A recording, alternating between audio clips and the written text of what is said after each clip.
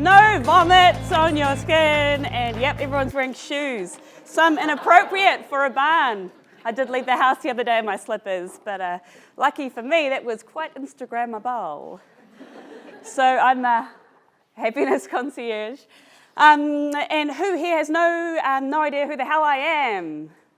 Yeah, good amount. All right, that's fair enough. I applaud you for taking a risk on an out-of-towner.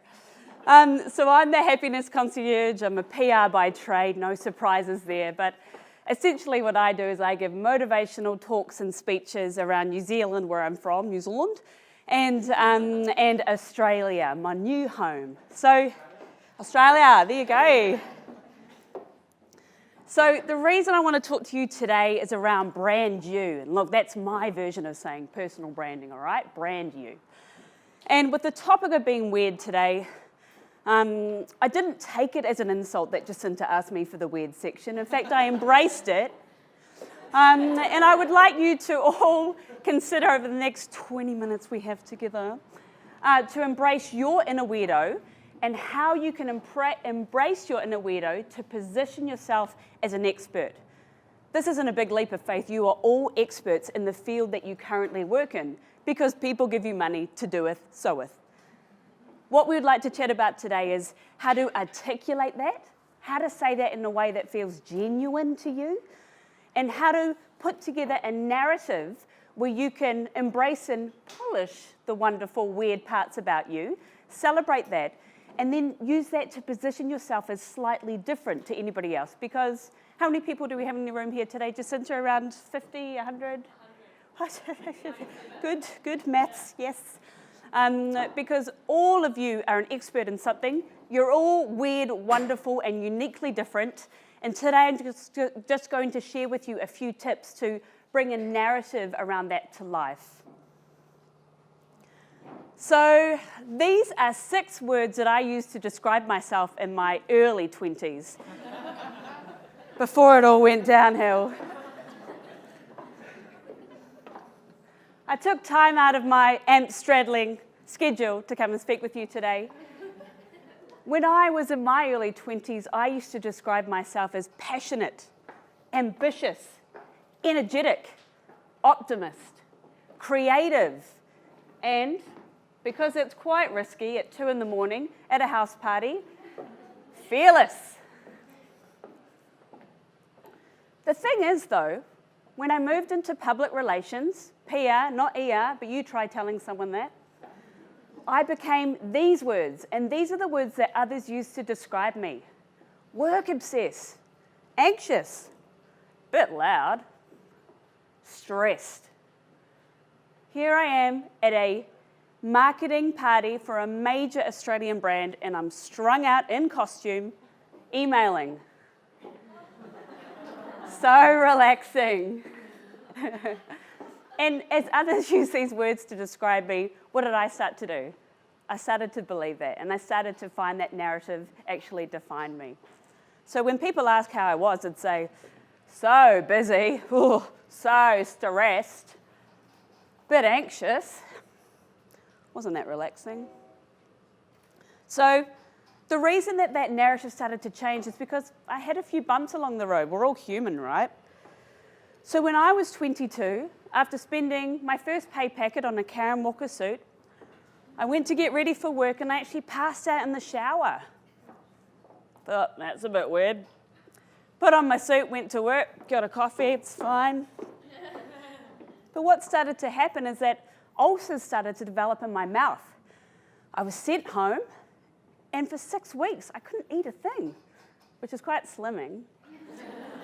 But that was the first warning sign that I was stressing myself out over work, and I was feeding my brain with some pretty fucked up messages.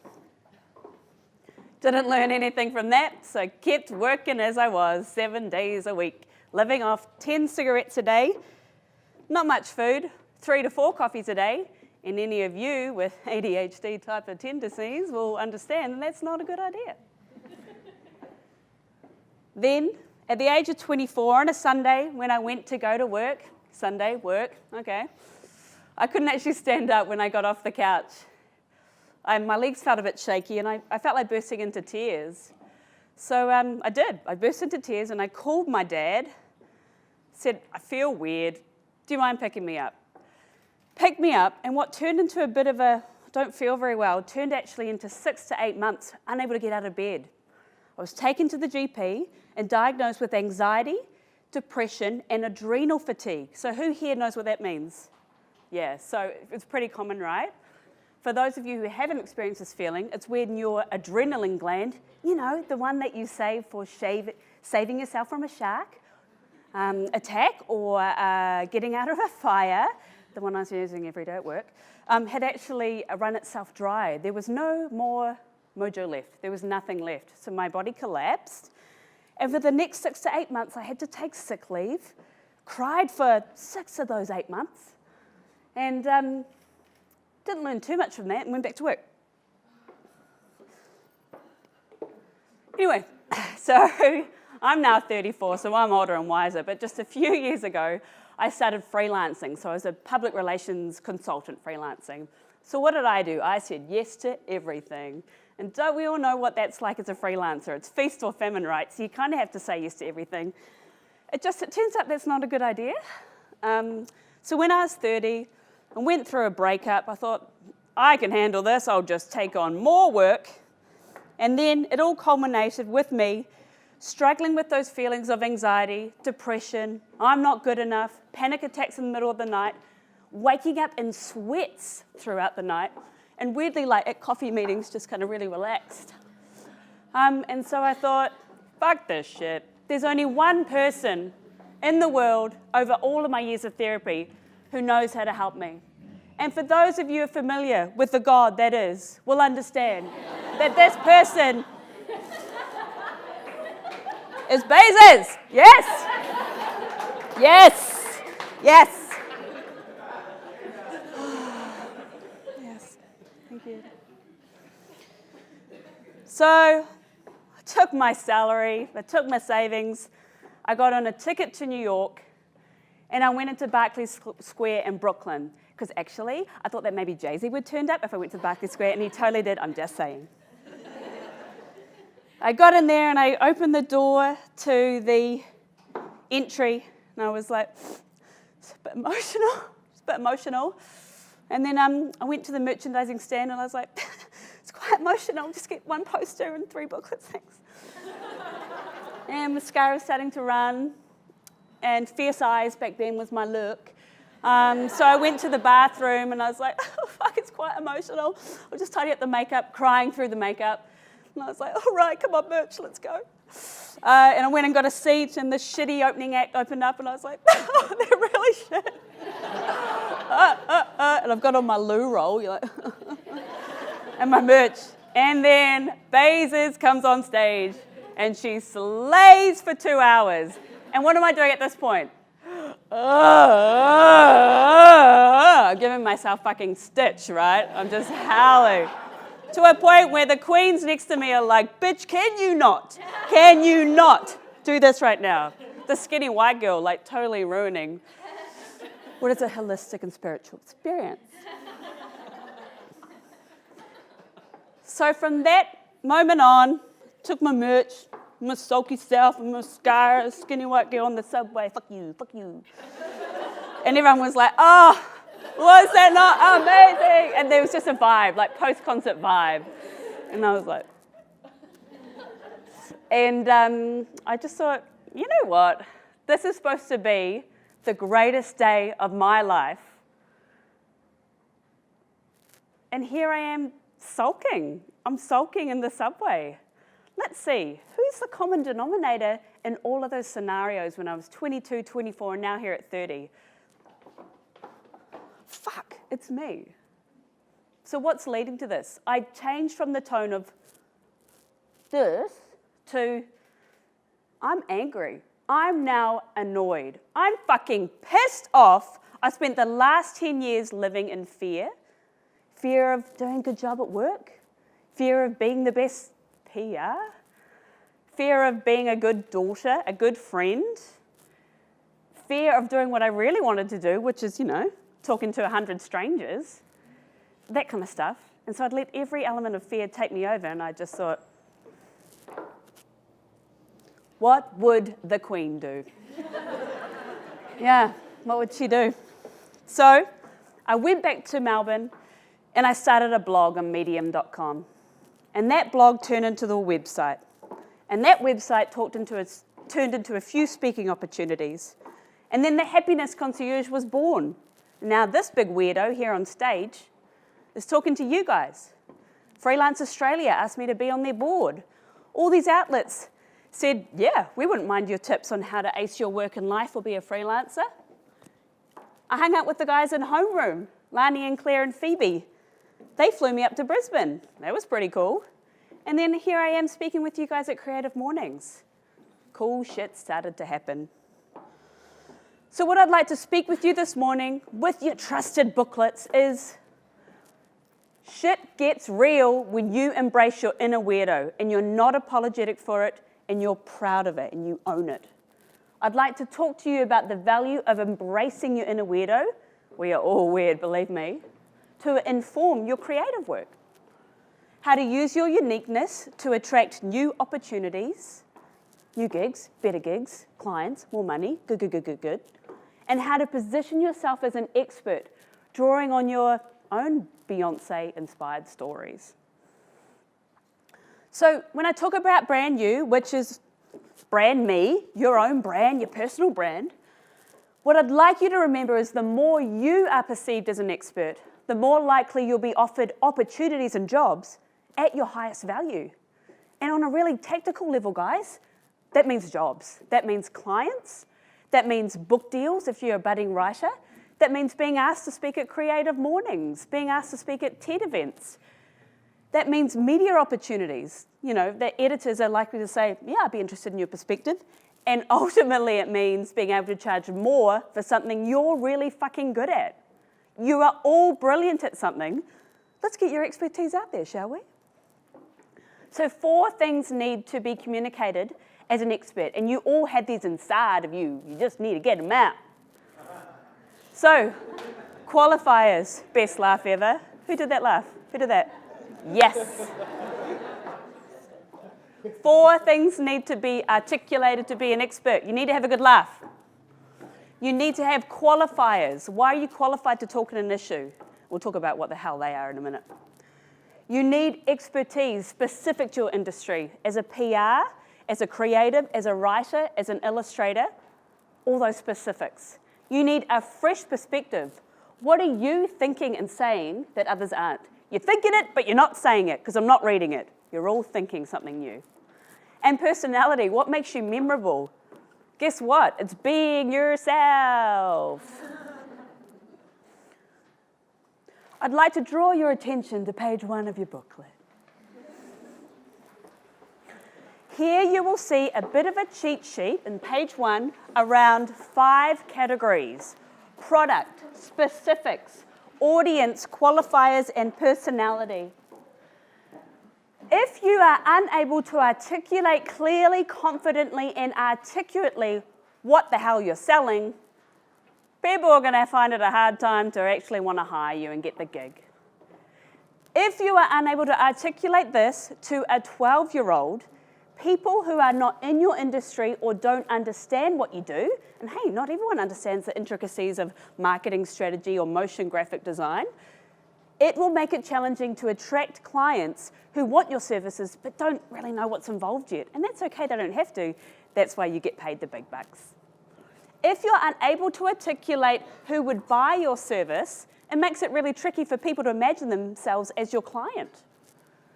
If you're unable to articulate what your qualifier is, e.g. what makes you qualified, awards won, decade in the industry, major ad agencies you've worked for, or big brands, it makes it challenging for people to say, they're kind of a big deal, they look like they know what they're talking about.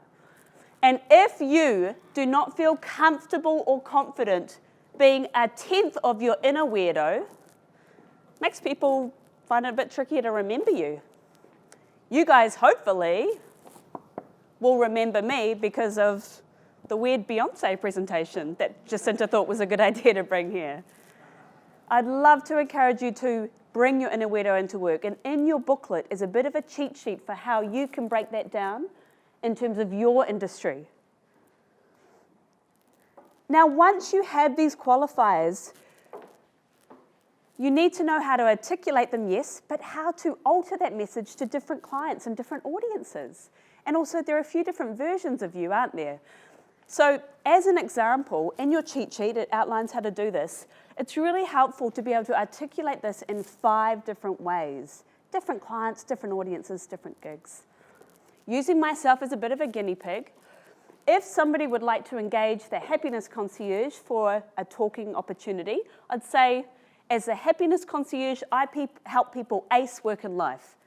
I give workshops on how to ace your work, ace your life. If someone was looking to feature me in a magazine about how to charge more at work or how to get more freelance opportunities, I'd drop more of a qualifier bomb. I'm an advisory board member at Freelance Australia, a mentor at She Says Network, a speaker at Global Education Startup General Assembly, and I'm regularly featured in the media as an expert. So you drop those qualifiers, right? However, if someone was looking to engage me to talk to their people around struggling with anxiety and depression or mental health at work in a bid to encourage others to be more comfortable about sharing that with their employer, I'd say, hey, look, I've suffered burnout, anxiety and depression for a good third of my life. I'm now a mental health and the workplace advocate. So yes, you have expertise and a story to tell, but what experience is unique to you that you could consider having up your sleeve for the right audience or opportunity? Lucky for you, I've got a cheat sheet to help you do this.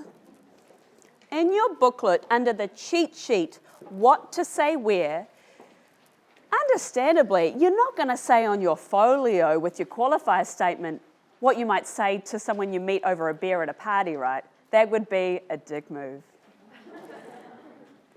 Ultimately, you need to feel comfortable, and hey, this only took me 13 years, so don't worry, you don't have to do it overnight. What you say on your folio and website will be a qualifier type statement.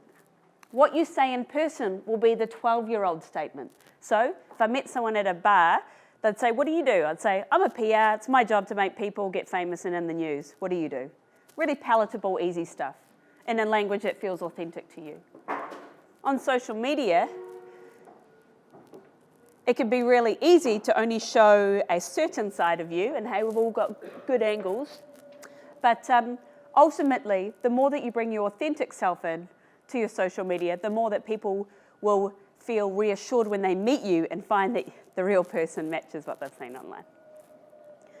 And when you're emailing clients, it can be really challenging to get across your qualifiers while also being yourself, while also being relaxed, but also asking for money, right? It's just really weird dance. So you might say something like, g'day, I'm an award-winning graphic designer and I help brands sell products. I noted it's the new financial year. Can I add any value here if you're under-resourced? Just keep it really simple. Now, this will take time, and the next step is to wonder, where can I get my expertise out there? And I would like to highlight 2 easy wins for any creative: LinkedIn and industry media. Both look for experts with something different to say about the industry that needs to change. Who here wants to have a little bit of a gag reflex when they hear about LinkedIn? Who here's not a fan? Not everyone is a fan? Yeah. Bit of a lukewarm result. Not everyone loves LinkedIn, but to be honest, people who have budgets are on LinkedIn. Budget, you, LinkedIn. Let's become friends, shall we? Okay. And when I talk about industry media, that's PR jargon for magazines or blogs that write about your industry. So that might be Ad News, Marketing Magazine, that could be Desktop Magazine, Arts Hub. It could be anything that writes about your industry. What to say where, though? Lucky for you, you've got a cheat sheet in your booklet. There are 3 elements that can help you communicate a narrative, and this can take a little bit of work, okay? So the first section is, what is your money maker? What expertise do you have that people pay you for, and could you widen those areas? The second thing to think about is actually a really fun one. It's the stuff that you say over a beer with mates, but you don't put on your folio. What pisses you off about the industry? What would you like to change about the industry? For example, people in the advertising industry are burning themselves over work. We don't get paid enough to be worried that much, right? That pisses me off. It annoys me that people are burning themselves out at work, and I'd like to change that. The third section is your super nerd, your inner weirdo. What can you read about on Facebook until 3 in the morning? What are the subjects that people roll their eyes when comes up because, oh fuck, who mentioned Beyonce at brunch? We're going to be here for an hour. What are your versions of that? What are the subjects and topics that you spend all your time and money on that don't have anything to do with work? And once you have these 3 columns, it's worth thinking about how you can put it together, because an industry insight without something bold to say about the industry, without your unique spin, is not a story. It's a deal breaker, okay? So what the hell does that look like in real life? Can I have an industry? Illustration, design? Architecture. Can I have something we'd like to change about architecture? Let's make it up. Shitty buildings that all look the same in the neighborhood. Boo! Can I have a super nerd topic? Sustainable architecture. You're a nerd about that topic? No. Yeah, all right, cool.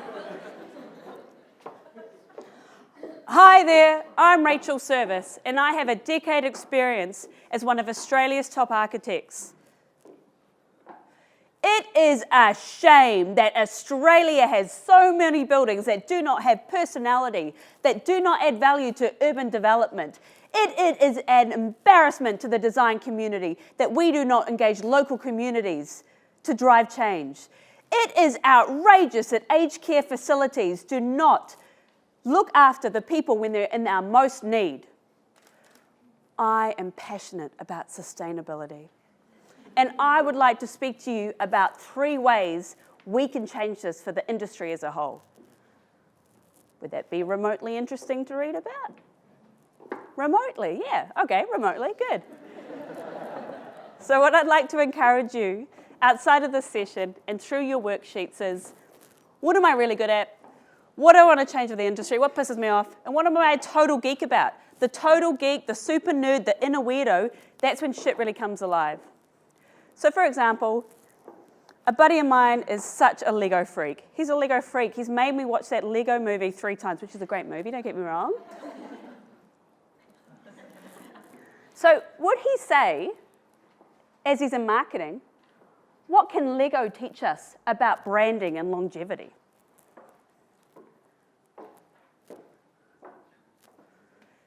If someone was a designer and they're really into craft, and they don't have to design for craft, could they do a how-to on how to design for Etsy stores without being perceived as a smaller brand and being perceived larger? There are so many ways to cut out what you do and what you're a nerd about. Ultimately, I'd like you to go away thinking this: the more people who know you, who like what you do, who like the way only you do it, who recognize only you can do brand you, who perceive you as an expert and can endorse you as a trustworthy source, the better the opportunities. In summary, I would encourage you to talk about things you're good at, and you're all good at something. You're all great at something. People giving you money for it, you're good at it. I'd encourage you to share your inner weirdo with others who will get it. Don't think about casting your net really wide. Think about your industry and your other fellow nerds who will get your jam. And be memorable by, hey, it's not rocket science, being yourself. There is too much fucking boring out there. Embrace your weirdo and bring it to work. Thank you.